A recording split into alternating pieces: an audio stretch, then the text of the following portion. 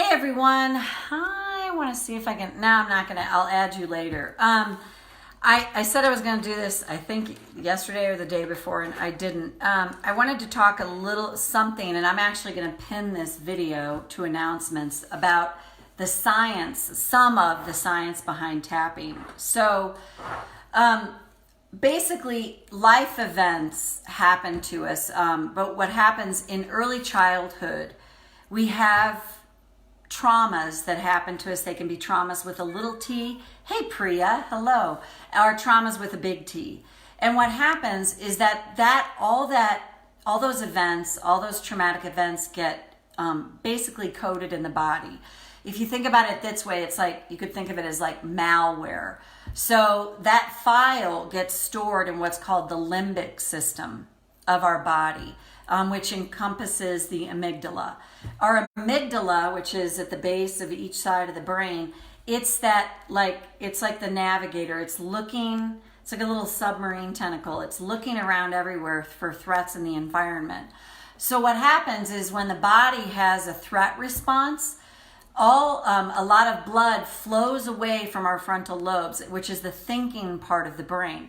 And if you think about that, that makes sense, because thinking is slower than a stress response. So when our bodies are in a stressed response state, what happens is our bodies actually take care of that, and they slow down and really the thinking ability, so the frontal lobe, so the blood flows away from that part of the brain so that we can activate the stress response. Like there's a grizzly bear in my meadow. So now that's acute stress. Acute stress is there's a grizzly bear in my meadow. Oh, I'm standing on the edge of the cliff. I better not, take another step further. That's acute stress, meaning it's happening in the moment. The challenge is most of us are under what is called chronic stress. But the challenge with that is most of us continue to be throughout the day on a daily basis in a fight, flight, freeze response.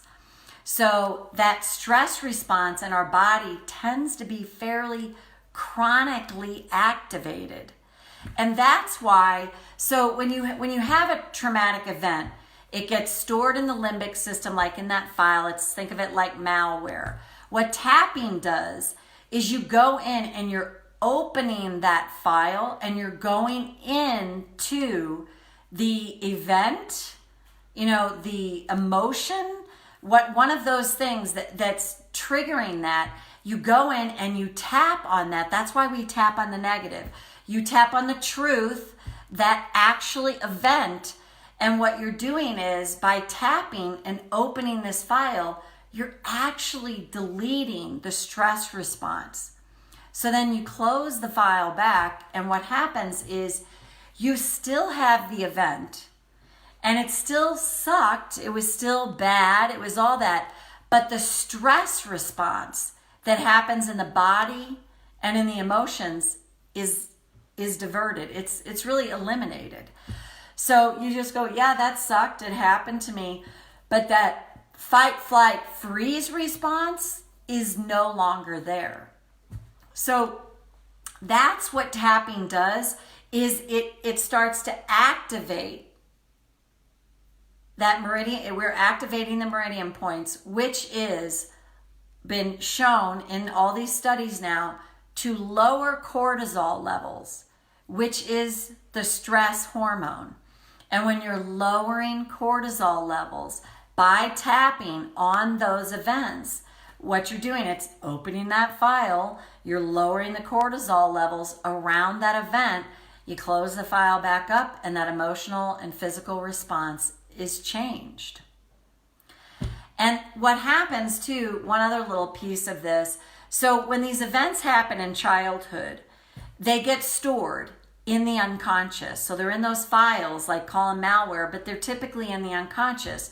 So what happens is, in EFT, we talk about different aspects to an event, to a trauma. Aspects are sight, taste, touch, smell.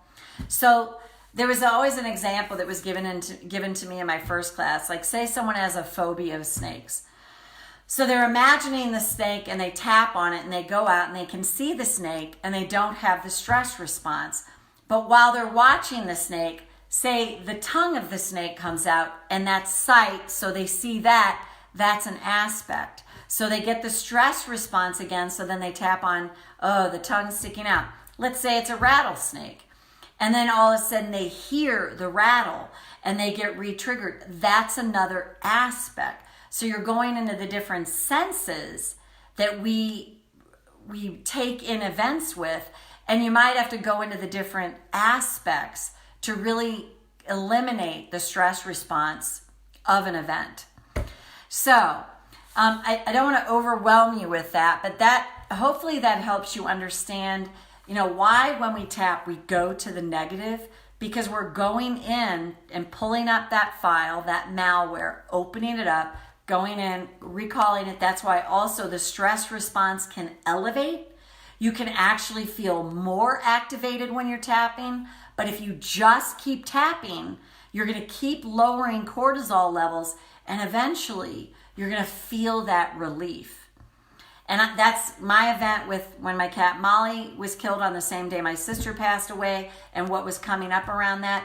And when I tapped on it, and then when I found out what ultimately had happened to her, what was great is that I tapped before I found out what happened to her, because then when I heard what happened to her, it was like, it sucked. It was heartbreaking. I felt really sad. I had grief, but I didn't have that intensity of like, that I had, because that was triggering stuff from early in life when I was 6 months old.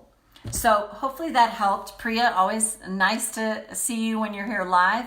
And I will pin this science of, the science behind tapping in the announcements.